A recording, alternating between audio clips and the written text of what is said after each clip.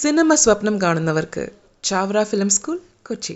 കല്യാണം ഈ സിനിമയായിട്ട് വേറൊരു ബന്ധമുണ്ട്. ഈ സിനിമ കമ്മിറ്റ് ചെയ്ത് കഴിഞ്ഞപ്പോഴാണ് ഡയറക്ടറിന്റെ കല്യാണം, തൊട്ടു പുറകെ ക്യാമറമാന്റെ കല്യാണം, എഡിറ്ററിന്റെ കല്യാണം, ഇവരുടെ കല്യാണം. പടത്തിന്റെ എന്തെങ്കിലും ഭാഗമായാലും എന്റെ കൂടി നടക്കാൻ വല്ല വകുപ്പുണ്ടെങ്കിൽ അങ്ങനെ മിക്കവാറും എനിക്കൊരു ചാൻസ് ഉണ്ട്.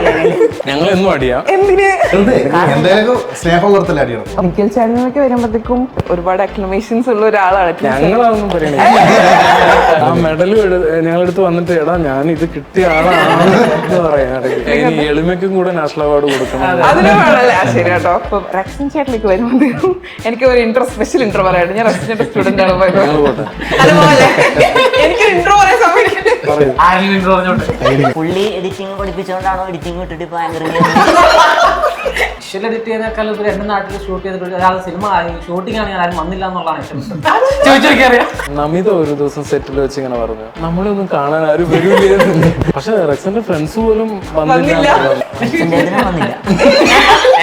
എനിക്ക് ഷൂട്ടിംഗ് സമയത്ത് ഇവരാരും വീട്ടിലൊന്നും കൊണ്ടുപോയില്ല. അല്ല അവൻ തന്നെ പറയാ നിങ്ങൾ തിരക്കായിരിക്കില്ല അപ്പൊ വീട്ടിൽ പോകാൻ പറ്റില്ലല്ലോ എന്നൊക്കെ അങ്ങനെ ഇങ്ങോട്ട് പറയാ. പക്ഷെ ചോദിക്കായിരുന്നു വരുന്നോന്നൊക്കെ. ഇപ്പൊ മനസ്സിലായില്ലേ ഞങ്ങളുടെ സിംഗ് എല്ലാം പറഞ്ഞ ചേട്ടനാണ്. അതായത് സ്ക്രീൻ പ്ലേയുടെ ഫോർമാറ്റ് കാര്യങ്ങളെല്ലാം പറഞ്ഞു ഞങ്ങളപ്പോ എഴുതിപ്പിച്ച് ഫസ്റ്റ് ഹാഫ് സെക്കൻഡ് ഹാഫ് ഞാനും എഴുതിയത്. അപ്പൊ രണ്ട് കഥയായിരുന്നു.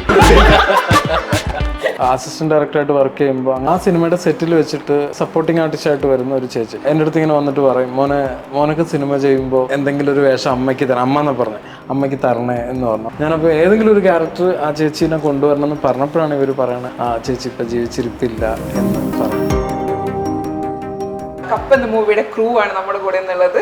ഡയറക്ടർ സഞ്ജു ചേട്ടൻ and cinematographer Nikhil and we have writers Denzin and Akhilesh and editor Rexin ചേട്ടൻ. വെൽക്കം. ഈ നീണ്ട ലിസ്റ്റ് പറഞ്ഞെടുക്കാൻ ഇത്തിരി കഷ്ടപ്പാടാണ്. ചിലരെന്തൊരു വിഷമം മുഖത്ത് എനിക്ക് മനസ്സിലാവില്ല.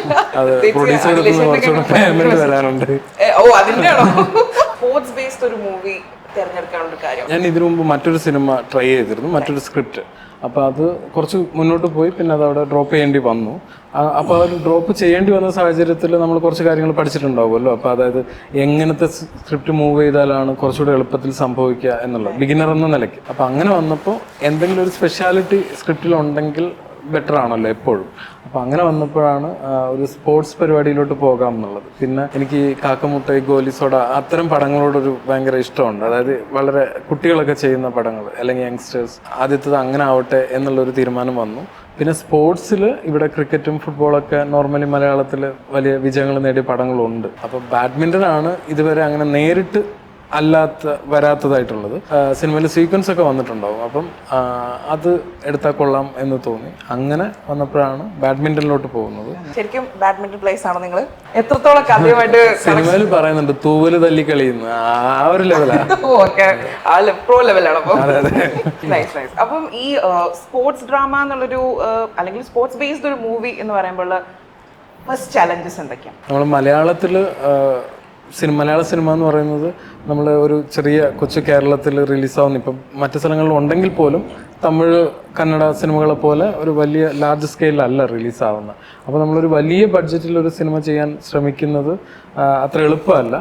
സ്വാഭാവികമായിട്ടും സ്പോർട്സ് സിനിമ ചെയ്യുമ്പോൾ ഒരു വലിയ ബഡ്ജറ്റ് അതിനൊരു നീഡായിട്ട് വരും. അപ്പോൾ ആ ഒരു കാര്യമാണ് ഫസ്റ്റ് തന്നെ മനസ്സിലോട്ട് വരിക. അപ്പോൾ നമ്മൾ എങ്ങനെ നമ്മുടെ മലയാളത്തിൻ്റെ ഒരു ബഡ്ജറ്റിലോട്ട് ഒരു സിനിമ എങ്ങനെ ചെയ്യാം എന്നുള്ളതാണ് ആദ്യ ആലോചന. അതിലാണ് പിന്നെ നമ്മൾ കുറേ കാര്യങ്ങൾ നമ്മൾ പിന്നെ അതിനുവേണ്ടി ട്രൈ ചെയ്യുന്ന സമയത്ത് ചിലത് ഒഴിവാക്കും, ചിലത് ആഡ് ചെയ്യും. അങ്ങനെ ആണ് ആ ഒരു ഇതിലോട്ട് പോകുന്നത്. ഈ ബാഡ്മിന്റൺ എന്നുള്ളൊരു മേഖല എടുക്കുമ്പോഴേ അതിനെക്കുറിച്ച് കൂടുതൽ റിസർച്ച് ചെയ്യണമല്ലോ. പിന്നെ അതിലേക്ക് ഇറങ്ങി അങ്ങ് പഠിച്ചോ? ഇങ്ങനെ ഒരു സബ്ജക്റ്റ് അല്ലെങ്കിൽ ഇങ്ങനെ ഒരു കഥ സഞ്ജോട്ടൻ ഞങ്ങളോട് പിച്ച് ചെയ്യുമ്പോൾ ഫസ്റ്റ് ഞങ്ങൾ പറഞ്ഞത് ഓക്കെ ഞങ്ങൾക്ക് കുറച്ച് സമയം വേണം, ഇതിനെക്കുറിച്ച് റിസർച്ച് ചെയ്യണം, എന്തൊക്കെ മൂവീസ് വന്നിട്ടുണ്ടെന്ന് അറിയണം, നമുക്ക് നമ്മുടെ ഈ ഇൻഡസ്ട്രിയിൽ ഇരുന്ന് എന്ത് ചെയ്യാൻ പറ്റും എന്നുള്ളത് പഠിക്കണം. പിന്നെ ഈ പറഞ്ഞ പോലെ നമ്മൾ ഫാമിലി, ഇമോഷൻസ്, നാട്, അതിനെ വെച്ചുകൊണ്ടാണ് ഈ പടം ചെയ്തേക്കുന്നത്. സോ ഒബ്വിയസ്ലി പഠനം നടന്നിട്ടുണ്ട്. ടെക്നിക്കലി ബാഡ്മിൻ്റൺ എന്താണെന്നും അതിൻ്റെ സ്റ്റേജസ് എന്താണെന്നുള്ളതൊക്കെ പഠനം നടന്നിട്ടുണ്ട്. സോ എഴുത്തിനേക്കാളും കൂടുതൽ സമയം കുറച്ച് ഞങ്ങൾ വിട്ടത് അവിടെയായിരുന്നു. റിസർച്ചിനായിരുന്നു കൂടുതൽ സമയം. അങ്ങനെയാണെങ്കിൽ റൊമാൻസ് ഒക്കെ ഉണ്ട് അതിനകത്ത്. പേഴ്സണലി ജീവിതത്തിൽ നിന്ന് ചിന്തിയെടുത്ത റൊമാൻസ് അടുത്ത കാലത്താണ് പേഴ്സണലി ആയിട്ടുള്ളത്. അപ്പം അല്ലെ, അതായത് ആദ്യം എഴുതി വെച്ചു, പിന്നീട് അത് സംഭവിക്കാൻ പോകുന്നു എന്നുള്ളതാണ്. ശരി. അപ്പൊ മാനിഫെസ്റ്റേഷൻ ആയിരുന്നു എന്റെ സിനിമയിൽ ഇങ്ങനെ വരട്ടെ കഴിഞ്ഞിട്ട്. സിനിമ റിലീസ് ഉടനെ കല്യാണം. അപ്പൊ 2 ചെലവ് എനിക്ക് എല്ലാവർക്കും ഞങ്ങളെ ഇൻവൈറ്റ് ചെയ്യുന്നില്ല ചേട്ടാ. ഫിക്സ് ആക്കിയിട്ടുള്ളൂ. രണ്ട് ആഘോഷം. ഞങ്ങളുടെ റിലീസ് ഡേറ്റ് ഫിക്സ് ആവുന്നതിനേക്കാളും പ്രശ്നം കോംപ്ലിക്കേറ്റഡ് ആണ് കല്യാണത്തിന്റെ ഡേറ്റ്. ലവ് മാരേജ് ആണോ കൂടുതൽ അതിലേക്ക് അറേഞ്ച്? അതായത് ഇപ്പോഴാണ് ആ ഒരു ഇപ്പൊ ചോദിച്ച ക്വസ്റ്റ്യൻ കറക്റ്റ് ആ ഒരു ഇത് വന്നത്. അപ്പൊ അത് മാനിഫെസ്റ്റ്, അതായത് കഥയിൽ എഴുതിയ ആ ഭാഗങ്ങളൊക്കെ ഇനി വരാൻ അതേപോലെ തന്നെ വന്നില്ല, നമ്മൾ വിചാരിക്കുന്ന പോലെ പോകില്ലല്ലോ. കല്യാണം ഈ സിനിമയായിട്ട് വേറൊരു ബന്ധമുണ്ട്. കാരണം ഈ സിനിമ കമ്മിറ്റ് ചെയ്ത് കഴിഞ്ഞപ്പോഴാണ് ഡയറക്ടറിന്റെ കല്യാണം, തൊട്ടു പുറകെ ക്യാമറമാന്റെ കല്യാണം, എഡിറ്ററിന്റെ കല്യാണം, ഇവരുടെ കല്യാണം, കൂട്ടത്തിൽ ഓടുവാൻ ഞാൻ മാത്രം. അത് ഇപ്പൊ റിലീസ് കഴിഞ്ഞിട്ട് ഉടനെ അടുത്തത് ജൻസന്റെ കല്യാണം നടക്കട്ടെ, നിങ്ങളെങ്കിലും പറഞ്ഞല്ലോ. അത് ഇന്റർവ്യൂ ചെയ്ത വകയിൽ എന്റെയും കൂടി നടക്കണം. അല്ലെങ്കിൽ പടത്തിന്റെ എന്തെങ്കിലും ഭാഗമായാലും എന്റെയും കൂടി നടക്കാൻ വല്ല വകുപ്പുണ്ടെങ്കിൽ അങ്ങനെ മിക്കവാറും ചാൻസ് ഉണ്ട്. അത് കൊള്ളാട്ടോ. ഈ ക്യാമറ ഓഫ് ചെയ്ത് കഴിഞ്ഞാൽ ബിഹൈൻഡ് ദ ക്യാമറ എങ്ങനെയാണ് ശരിക്കും? ഞങ്ങൾ എന്നും അടിയാം. എന്തിന്? സ്നേഹം കൊടുത്തല്ല അടിയാണ്. ഓ അതെ ശരി ശരി. അങ്ങനെ പറയും. സ്നേഹം കൂടുതൽ കൊണ്ടുള്ള അടിയാണല്ലേ? ഭയങ്കര സ്നേഹമാണ്.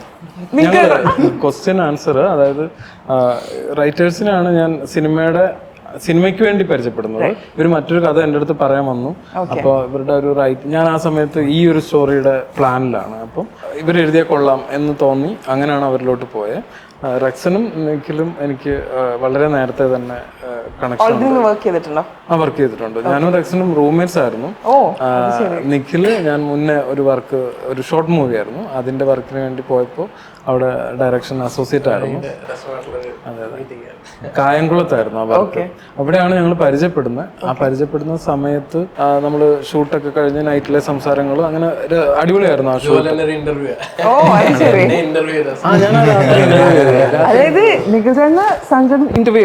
ആ രാത്രി ഫുള്ള് എല്ലാരെയും ചെയ്തായിരുന്നു. അപ്പോ ആ സമയത്ത് ഞാൻ ചെയ്തെന്ന് വെച്ച് കഴിഞ്ഞാൽ കൂടുതൽ അടുക്കാൻ വേണ്ടിയിട്ടായിരിക്കാം. അപ്പൊ അതിനുശേഷം ഞങ്ങൾ രണ്ടും ഫിലിം സ്കൂളിൽ പഠിച്ചത്, രണ്ട് സ്കൂളാണ്. ആ സമയത്ത് മനസ്സിൽ തോന്നിയാണ് എപ്പോഴും ഒരു ക്യാമറമാൻ ആയാലും എഡിറ്റർ ആയാലും നമുക്കൊരു കംഫർട്ട് വേണമല്ലോ. നമുക്ക് പരിചയമുള്ള ആളാണെങ്കിൽ കംഫർട്ട് കുറച്ചുകൂടെ കൂടുമല്ലോ. അപ്പൊ അങ്ങനെ ചിന്തിച്ച സമയത്ത് നിഖിലാണ് എൻ്റെ ആദ്യ സിനിമയുടെ ക്യാമറമാൻ എന്ന് ഞാൻ തീരുമാനിച്ചിരുന്നു. പിന്നെ പ്രൊഡക്ഷനും കാര്യങ്ങളൊക്കെ വരുമ്പോൾ ആണല്ലോ അടുത്ത ഘട്ടം. പക്ഷെ ആ ഒരു തീരുമാനം അല്ലെങ്കിൽ ആ ഒരു ആഗ്രഹം അതുപോലെ സംഭവിച്ചു എന്നുള്ളതാണ്. സംഭവിച്ചു. അടിപൊളി കാര്യം. ശരിക്കും നിഖിൽ ചാനലിലേക്ക് വരുമ്പോഴത്തേക്കും ഭയങ്കര ഒരുപാട് അക്ലമേഷൻസ് ഉള്ള ഒരാളാണ്. 2000 ഞങ്ങളൊന്നും പറയണേ, ഒരു നല്ല ഇടയ്ക്ക് മറ്റേ ആ മെഡൽ ഞങ്ങളെടുത്ത് വന്നിട്ട് എടാ ഞാൻ ഇത് കിട്ടിയ ആളാണെന്ന് പറയാം. അതിനൊരു സന്തോഷം ലാസ്റ്റ് ടൈം കിട്ടിയല്ലോ 2020 അല്ലേ. അപ്പൊ അത് സത്യം പറഞ്ഞാൽ എന്റെ ഫീൽ എന്താന്ന് വെച്ചാൽ ഞങ്ങളുടെ സിനിമ കഴിഞ്ഞ ശേഷം ആ അവാർഡ് കയ്യിൽ കിട്ടുന്ന.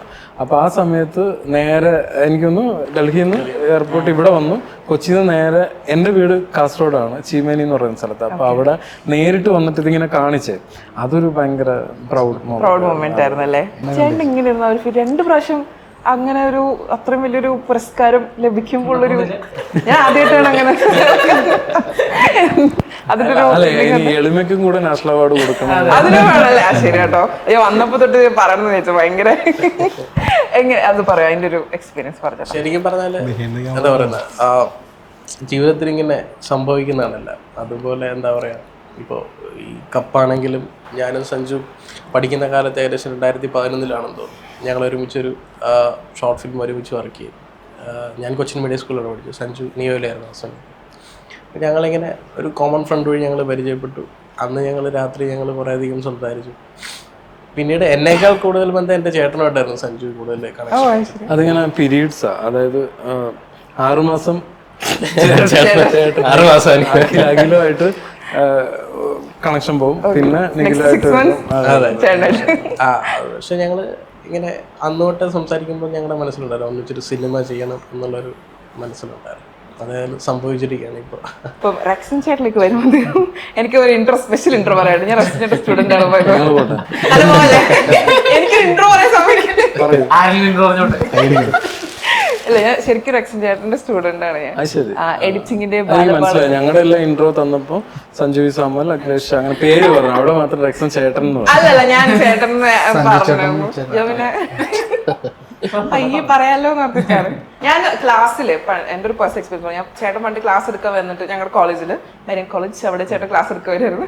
അപ്പോൾ അവിടെ ക്ലാസ് എടുക്കാൻ വരുന്ന സമയത്ത് ചേട്ടൻ ഇങ്ങനെ മൂവിയിൽ നമുക്ക് ആ സമയത്ത് നീ ഇടയ്ക്ക് പറഞ്ഞു ഒരു നല്ലൊരു നന്നായിട്ട് കാര്യങ്ങളൊക്കെ ചോദിക്കുന്ന ഒരു കുട്ടി ഉണ്ടായിരുന്നു. അത് ഞാൻ പറഞ്ഞിട്ടുണ്ടായിരുന്നോ? അല്ല, പുള്ളി എഡിറ്റിംഗ് പഠിപ്പിച്ചുകൊണ്ടാണോ എഡിറ്റിംഗ് വിട്ടിട്ട് ഇപ്പൊ ആങ്കറിംഗ്? ഞാൻ കൂടുതൽ നന്നായി പഠിച്ചു. ക്ലാസ് എടുക്കാൻ വരുന്ന സമയത്ത് നമുക്ക് ഈ ഫിലിം ഇൻഡസ്ട്രിയിൽ നിന്ന് വരുന്ന ആൾക്കാർ എന്ന് പറയുമ്പോൾ നമ്മൾ സ്റ്റുഡൻസ് ആണല്ലോ. അപ്പൊ നമുക്കൊരു അവർക്കൊരു പ്രത്യേക ഒരു ഓറ ഫീൽ ചെയ്യും, അവരൊരു സെലിബ്രിറ്റീസ് എന്നുള്ള രീതിയിൽ. അപ്പൊ ആ സമയത്ത് ചേട്ടൻ ക്ലാസ് എടുക്കാൻ തലയിലൊക്കെ ഒരു പ്രകാശമൊക്കെ അല്ല സൈക്കിളേ അതാണ് ഞാൻ പറയല്ലേ കഥ. അല്ല, അങ്ങനെ ഫീൽ ചെയ്യും. പക്ഷെ നമ്മള് ആ സമയത്ത് നമുക്കിപ്പോ കുറച്ച് ചില സ്റ്റീരിയോ ടൈപ്സ് ഉണ്ടാവുള്ളൂ. എന്ന് പറയുമ്പോൾ ഭയങ്കര സീരിയസ് ആയിരിക്കും, ഭയങ്കര ആറ്റിറ്റ്യൂഡ് ആൾക്കാരായിരിക്കും. പക്ഷെ എല്ലാവരും നമ്മുടെ ക്ലാസ്സിൽ എല്ലാവരും പറഞ്ഞു ചേട്ടൻ ഇത് പാവാണ്. ചിരിക്കണുണ്ടാൽ തന്നെ നമുക്ക് ഭയങ്കര ഒരു ഇന്നസെൻസ് ഫീൽ ചെയ്യും. അങ്ങനെ ഒരു എനിക്ക് റെക്സൻ ചേട്ടൻ്റെ ഒരു ഫസ്റ്റ് ഇമേജ് അങ്ങനെയാണ് കിടക്കുന്നത്. ഓക്കെ, ഇൻട്രോ ഇതിൽ നല്ലൊരു ഇൻട്രോ ഞാനും പറയാം കേട്ടോ. ഞാൻ വരുന്ന വെച്ചാൽ സഞ്ജു ഞങ്ങൾ റൂംമേറ്റ് ആയിരുന്നു.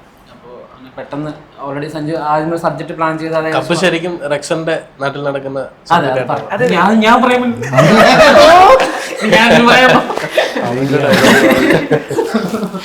അപ്പോൾ സഞ്ജു റൂംമേറ്റ് ആയിരുന്നു. ആദ്യം വേറെ സബ്ജക്റ്റ് പ്ലാൻ ചെയ്തിട്ട് രണ്ടാമത്തെ അപ്പം അതിന്റെ റൂം കാര്യം ഏകദേശം നീക്കിലടക്കം ആൾക്കാർ അങ്ങനെയായിരുന്നു. പെട്ടെന്നായിരുന്നു രണ്ടാം സബ്ജക്ട് കപ്പ് എന്ന് പറഞ്ഞ സബ്ജക്ട് വന്നപ്പോൾ പെട്ടെന്ന് ഞാൻ വിന്നായി. ഭയങ്കര എക്സൈറ്റഡ് ആയിരുന്നു. കാരണം സഞ്ജു ഓൾറെഡി ഇൻസ്റ്റിറ്റ്യൂട്ടിൽ പഠിച്ചുകൊണ്ട് നമ്മളങ്ങനെ ഒരിക്കലും ഞാൻ എക്സ്പെക്ട് ചെയ്തില്ല സഞ്ജു എന്നെ എഡിറ്റർ ആക്കും എന്നുള്ളത് ഞാൻ ആദ്യം എനിക്കില്ലായിരുന്നു. പെട്ടെന്നായിരുന്നു. അപ്പോൾ അത് ഭയങ്കര സർപ്രൈസ് ആയിട്ട് ആണ് ഞാൻ സത്യം പറഞ്ഞ എൻട്രി ആയത്. കപ്പ് എന്ന് പറഞ്ഞിട്ട് പിന്നെ എഡിറ്ററെ സംബന്ധിച്ച് സ്പോർട്സ് സിനിമകൾ എപ്പോഴും ഞാൻ മാത്രം എല്ലാ എഡിറ്റേഴ്സിനും എപ്പോഴും കുറച്ച് ടഫായിരിക്കും. കാരണം സ്പോർട്സ് എഡിറ്റ് ചെയ്യുക എന്ന് പറയുന്നത് സാധാരണ ഒരു ഡ്രാമ അല്ലെങ്കിൽ നോർമൽ സിനിമ എഡിറ്റ് ചെയ്യുന്നതിനേക്കാളും കുറച്ചും കൂടെ സമയമാണ് ചലഞ്ചിങ്. അത് സമയം കൂടുതൽ എടുക്കും. കാരണം സ്പോർട്സ് നമ്മൾ കുറച്ച് ഈ പ്രത്യേകിച്ച് ബാഡ്മിന്റൺ, വോളിബോൾ അങ്ങനെയൊക്കെയുള്ള ഈ ഫുട്ബോൾ എന്ന് പറയുന്ന സിനിമ അങ്ങനെയൊക്കെ ആകുമ്പോൾ നമുക്ക് കുറച്ചും കൂടെ എഡിറ്റിംഗ് വൈസ് ഭയങ്കര മാച്ച് ചെയ്യണം, പൊസിഷനിൽ ആവണം. അപ്പം അങ്ങനെയൊക്കെയുള്ള അതൊക്കെ ഉണ്ട്. അതൊക്കെയായിരുന്നു എന്നെ സംബന്ധിച്ച് കുറച്ച് ടഫ് ആയിട്ടുള്ള ഏരിയ. പിന്നെ എൻ്റെ നാട്ടിൽ നടക്കുന്ന വെള്ളത്തോൽ എന്ന് പറയുന്ന എൻ്റെ സ്ഥലത്ത് നടക്കുന്ന ഇപ്പം പടത്തിലും വെള്ളത്തോൽ തന്നെയാണ്. കുറച്ച് പറഞ്ഞു എന്നാലും ബാക്കി ഞാൻ പറയാം. എൻ്റെ നാട് ഇപ്പം എനിക്ക് തോന്നുന്നത് സഞ്ജു ഇതിനകത്തുള്ള ഈ സിനിമയിൽ എനിക്ക് തോന്നുന്നത് സഞ്ജുവിന് ഏറ്റവും ഫേവറേറ്റ്. സഞ്ജുവിന് ഈ പറഞ്ഞ ഓരോ ക്യാരക്ടർ നെയിമാണ്, സ്ഥലത്തിന്റെ പേരാണെങ്കിലും എല്ലാം നമ്മുടെ ക്രൂവിലുള്ള വെള്ളത്തോൽ എന്നുള്ളതിനെ കോക്കുമായിട്ട് കണക്റ്റഡ് ആണ്. അത് മാത്രമല്ല ഇപ്പം എല്ലാവരും കഥ എഴുതിയപ്പോ വേറെ വെള്ളാരം അതുപോലെ ഒരു പേരായിരുന്നു. പിന്നെയാണ് ഞങ്ങള് അങ്ങനെ ഇപ്പൊ എല്ലാ സ്ഥലം ഇപ്പം എന്റെ വീട്ടിൽ കറക്റ്റ് പ്ലേസ് ആണ് നമ്മുടെ നായകന്റെ കറക്റ്റ് വീടായിട്ട് പറയുന്നത്. അപ്പൊ അങ്ങനെയെല്ലാം പേര് പറയാം.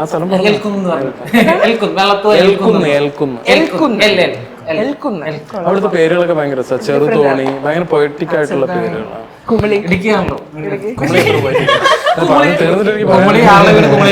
ഞങ്ങളുടെ നാട് ഭയങ്കര ബ്യൂട്ടിഫുൾ ആണ്. അപ്പൊ അങ്ങനെ അതാണ് അങ്ങനെ ആണ് ഇതിലേക്ക്. പിന്നെ നമ്മുടെ നാട് ഷൂട്ട് ചെയ്ത സന്തോഷം.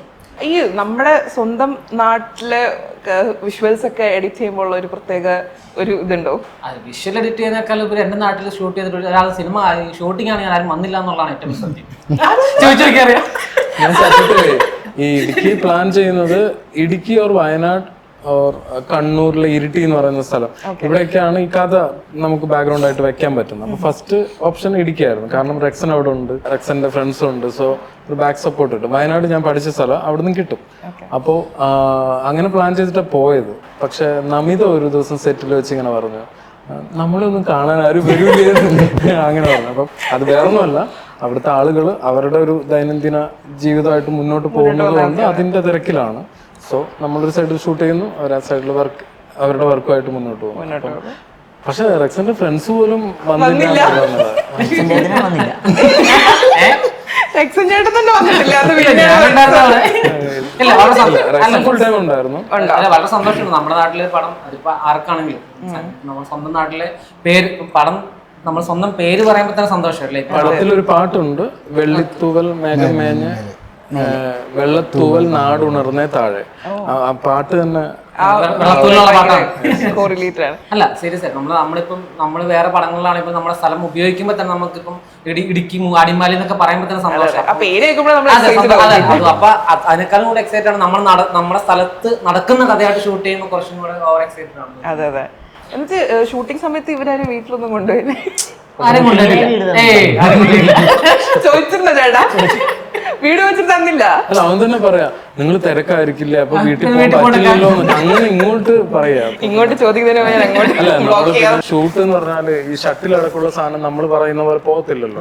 അതുകൊണ്ട് നമുക്ക് ഷൂട്ടിന് കുറച്ച് സമയം എപ്പോഴും ആവശ്യമായിരുന്നു. അത് ഭയങ്കര തിരക്കിട്ട ഷൂട്ട്. പിന്നെ നമ്മുടെ ലൊക്കേഷൻസ് ഒരു 40 മേലെ ലൊക്കേഷൻസ് വരുന്നുണ്ട്. അപ്പം ആ സ്ഥലങ്ങളിലേക്ക് ഇങ്ങനെ പിന്നെ ബേസിൽ ഗുരു സോമസുന്ദരൻ ഇവരുടെയൊക്കെ ഡേറ്റ്സ് നമുക്കിപ്പോൾ ഒരു 18 ദിവസം വേണമെങ്കിൽ 16 ആയിരിക്കും തന്നിരിക്കുന്നത്. അപ്പം നമ്മൾ അഡ്ജസ്റ്റ് ചെയ്യേണ്ടി വന്നിട്ടുണ്ട്. അപ്പം ഈ ഓട്ടത്തിനിടയിൽ നമുക്ക് വീട്ടിൽ പോകാൻ എന്തായാലും പറ്റത്തില്ല. പക്ഷെ ചോദിക്കായിരുന്നു വരുന്നൊക്കെ.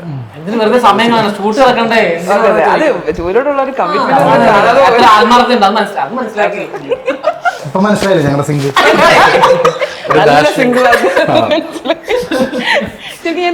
നിങ്ങളുടെ രണ്ടുപേരുടെ സിംഗിനെ കുറിച്ച് ചോദിക്കാം. നിങ്ങൾ ഈ കോ റൈറ്റിംഗ് എന്നുള്ള ഒരു കോൺസെപ്റ്റിലോട്ട് വരാനുള്ള റീസൺ? അപ്പൊ പഠിക്കുന്ന കാലത്ത് നിങ്ങൾ ഫിക്സ് ചെയ്താൽ ഞങ്ങൾ ഒരു കഥ എഴുതാൻ നമ്മൾ രണ്ടുപേരും ചേർന്ന് അതിന്റെ പിന്നെ ഒരു കഥ ഇവര് ഫസ്റ്റ് എന്റെ അടുത്ത് വന്ന് പറയുന്നത്, ചേട്ടാ ഞങ്ങൾ ഒന്നിച്ചിരുന്ന് എഴുതാൻ പോലും സ്ഥലമില്ലാണ്ട് തോപ്പുംപടി പാലത്തിന്റെ അടിയിൽ നിന്നാണ് എഴുതാൻ. ഇവര് വർക്ക് ചെയ്യുമായിരുന്നു.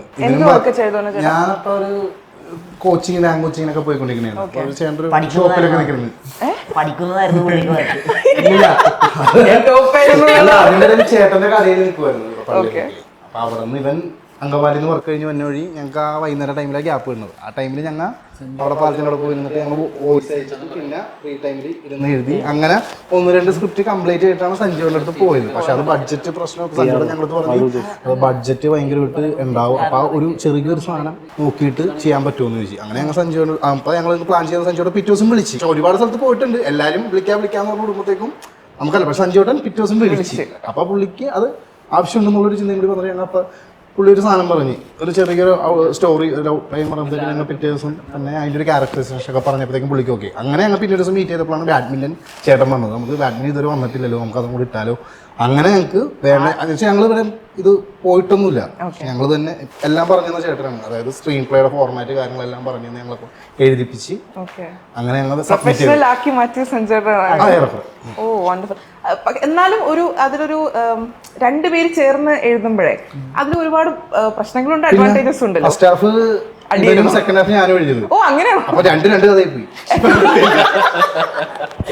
രണ്ട് കഥയായി പോയി. അത് പിന്നെ ഇവര് 2 സ്ഥലത്തിരുന്ന് എഴുതണേ. കൊറോണ ടൈമിലാണ് എഴുതിയത്. ഞങ്ങള് പിന്നീട് ഞങ്ങൾ ഇടയ്ക്ക് കഥയല്ലാത്ത കാര്യങ്ങൾ സംസാരിക്കുന്ന സമയത്ത് ഞാനിങ്ങനെ ഇവരുടെ അടുത്ത് പറഞ്ഞിട്ടുണ്ടായിരുന്നു. അതായത് അസിസ്റ്റന്റ് ഡയറക്ടറായിട്ട് വർക്ക് ചെയ്യുമ്പോൾ അങ്ങനെ വർക്ക് ചെയ്ത ഒരു മൂവിയാണ് അമൃത് പ്രാന്തോണി. അതെ. അപ്പോൾ ആ സിനിമയുടെ സെറ്റിൽ വെച്ചിട്ട് ഒരു ചേച്ചി, അതായത് സപ്പോർട്ടിങ് ആർട്ടിസ്റ്റായിട്ട് വരുന്ന ഒരു ചേച്ചി, അവരെപ്പോഴും ആ ഒരു സപ്പോർട്ടിങ് ആർട്ടിസ്റ്റ് എന്നുള്ള ലെവലിലാണ് നിൽക്കുന്നത്. പക്ഷെ ആഗ്രഹമുണ്ട് അഭിനയിക്കണം, കുറച്ച് നല്ല റോളൊക്കെ ചെയ്യണം. അപ്പോൾ ഇടയ്ക്ക് നമ്മളിങ്ങനെ പാസ് ചെയ്യുന്ന സമയത്ത് എൻ്റെ അടുത്ത് ഇങ്ങനെ വന്നിട്ട് പറയും, മോനൊക്കെ സിനിമ ചെയ്യുമ്പോൾ എന്തെങ്കിലും ഒരു വേഷം അമ്മയ്ക്ക് തരണം, അമ്മ എന്നാ പറഞ്ഞത്, അമ്മയ്ക്ക് തരണേ എന്ന് പറഞ്ഞു. അപ്പം അത് എന്നെ കൂടെ പരിഗണിക്കില്ലാണല്ലോ, അത് ഞാൻ സിനിമ ചെയ്യും എന്നുള്ളൊരു തോന്നൽ ആ അമ്മയ്ക്കുണ്ടല്ലോ. അപ്പം അങ്ങനെ സംസാരിച്ചു. അപ്പം അങ്ങനെ സംസാരിച്ചിട്ട് പിന്നീട് ഞാൻ ഇവരുടെ അടുത്ത് ഇങ്ങനെ നമ്മളിങ്ങനെ ഔട്ട് ഓഫ് സിലബസ് സംസാരിക്കുമല്ലോ, ഇങ്ങനെയൊക്കെ അവിടെ വന്ന യാത്രയിൽ ഇങ്ങനെ പറഞ്ഞിട്ടുണ്ടെന്ന് പറയുമ്പോഴാണ് ഇവർ പറയണം, ഈ അമ്മ അല്ല ഇവരുടെ വീട്ടിൻ്റെ അടുത്തൊരു അമ്മയുണ്ട് അത്രേ. എൻ്റെ ഒരു റിലേഷനല്ല, അടുത്ത വീടിൻ്റെ അടുത്തൊരു അഖിലേഷിൻ്റെയൊക്കെ വീട് നമ്മുടെ നന്ദു പൊതുവാൾ ചേട്ടനുണ്ടല്ലോ, പ്രൊഫഷണൽ ആക്ടർ ആയിട്ടുള്ള നമ്മുടെ സിനിമൻ്റെയും അദ്ദേഹമാണ്. അപ്പോൾ അദ്ദേഹത്തിൻ്റെ വീടിൻ്റെ അടുത്താണ്. അപ്പോൾ ഞാൻ ഇവരോട് ചോദിച്ചു, എടാ നിങ്ങൾ ഈ സിനിമക്കാരുമായിട്ടൊക്കെ പരിചയമുണ്ടോ? അപ്പോൾ ഇവൻ പറയും നന്ദുചേട്ടൻ്റെ വീട് തൊട്ടടുത്ത, പക്ഷേ പേടിയാണ് സംസാരിക്കാമെന്ന് വെച്ചിട്ട് പോയിട്ടില്ല എന്ന് പറയും. പിന്നെ ആരെങ്കിലും ഉണ്ടോയെന്ന് ചോദിച്ചപ്പോഴാണ് പറയണ വീടിൻ്റെ അടുത്തൊരു ചേച്ചിയുണ്ട്, ആ ചേച്ചി ഇങ്ങനെ സിനിമയിലൊക്കെ ഇങ്ങനെ പോകുന്ന, അപ്പം ചേച്ചി ഇങ്ങനെ കഥകളൊക്കെ പറയും, അത് മാത്രമേ പരിചയമുള്ളൂ എന്ന് പറഞ്ഞു. അപ്പോൾ ഇങ്ങനെ പറഞ്ഞിട്ട് ആ ചേച്ചി ഒരു ദിവസം ഇവരുടെ അടുത്ത് പറഞ്ഞത്ര നല്ല വേഷങ്ങളൊക്കെ അഭിനയിക്കണം എന്നുണ്ട്, ഈ ഇപ്പം ചെയ്തുകൊണ്ടിരിക്കുന്ന പടത്തിൻ്റെ അസിസ്റ്റന്റ് ഡയറക്ടർ മോൻ്റെ അടുത്ത് ഞാൻ പറഞ്ഞിട്ടുണ്ട് എന്തെങ്കിലും ഒരു വേഷം തരണം എന്നുള്ളത്. അപ്പോൾ ആ മോൻ തരാമെന്ന് പറഞ്ഞു. അപ്പോൾ ഇത് കേൾക്കുമ്പോൾ എനിക്ക് കണക്ട് ആവുമല്ലോ. അപ്പോൾ ഞാൻ പറഞ്ഞ ഇത് എൻ്റെ കഥയല്ലേ എന്ന് ചോദിക്കുകയാണ്. അപ്പോൾ ഞാൻ പറഞ്ഞു എന്നിട്ട് പറഞ്ഞു ഇങ്ങനെ അസിസ്റ്റന്റ് ഡയറക്ടർ പറഞ്ഞു എന്ന് പറഞ്ഞു. അപ്പം എനിക്ക് പെട്ടെന്ന് ഉള്ളിൽ തോന്നുന്നു നമ്മൾ കഥ എഴുതിക്കൊണ്ടിരിക്കണം, ഇവിടെ ഏതെങ്കിലും ഒരു ക്യാരക്ടർ, അന്ന് ഞാനത് അങ്ങനെ പറഞ്ഞെങ്കിലും നമ്മുടെ മനസ്സിൽ നിന്ന് മറന്നു പോകുന്നുണ്ടല്ലോ. ഞാനപ്പോൾ ഏതെങ്കിലും ഒരു ക്യാരക്ടർ ആ ചേച്ചീനെ കൊണ്ടുവരണം എന്ന് പറഞ്ഞപ്പോഴാണ് ഇവർ പറയണത് ആ ചേച്ചി ഇപ്പം ജീവിച്ചിരിപ്പില്ല എന്ന് പറയണം. പക്ഷെ ആ ചേച്ചി ഇവരുടെ അടുത്ത് പറഞ്ഞിട്ടുണ്ട്, സഞ്ജുവിന്റെ കാര്യം പറഞ്ഞിട്ടുണ്ട്. പക്ഷെ ആ ചേച്ചി അല്ല കണക്ഷൻ ചെയ്തേക്കണം ഞങ്ങൾ തമ്മിൽ. ആ ചേച്ചി പറഞ്ഞത് ഞാൻ ആ മോനുമായിട്ട് കണക്ട് ചെയ്യിപ്പിക്കാൻ നിങ്ങളെന്ന് പറഞ്ഞു. എനിക്ക് ചാൻസ് തരാമെന്ന് പറഞ്ഞിട്ട് അമറക്കം ഒരു അസിസ്റ്റന്റ് പയ്യനുണ്ട്, എനിക്ക് ചാൻസ് തരാമെന്ന് ഒരു മുമ്പ് പറഞ്ഞതാ. കോണ്ടാക്ട് ഇല്ല. പിന്നെ ചേട്ടൻ പറഞ്ഞപ്പോഴാണ് ആ ചേട്ടൻ തന്നെ ഞങ്ങളത്തേക്ക് വന്നു. ചേച്ചി പക്ഷേ കണക്ട് ചെയ്തിട്ടില്ല. അത് ഭയങ്കര ഒരു കോയിൻസിഡൻസ് ആയിരുന്നു. സിനിമ സ്വപ്നം കാണുന്നവർക്ക് ചാവറ ഫിലിം സ്കൂൾ, കൊച്ചി.